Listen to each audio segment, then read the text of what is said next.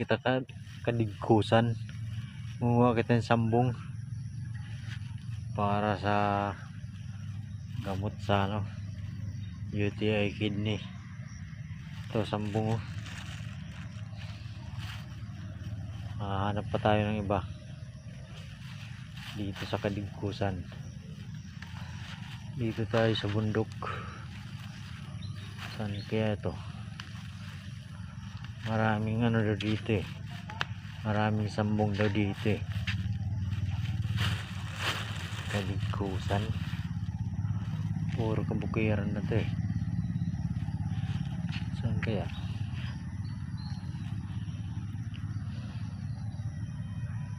Kaya lang baka pag sumubsob tayo dyan, pumasok tayo dyan, mayroon dyan mga mga bangis na ahas. Delikado tayo dyan. Mga nganib buhay natin dyan. Kaya dito lang muna tayo. May mga ahas daw dyan eh. Dyan. Mga nganib ang buhay natin dyan. May mga matitinding ahas dyan. Kaya dito muna tayo. Pero parang tama na to eh. Rami-rami na to eh. Okay. Magpasya na ako.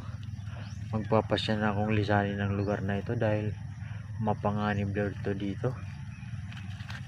Dahil napaka tindi ng mga kahoy dito.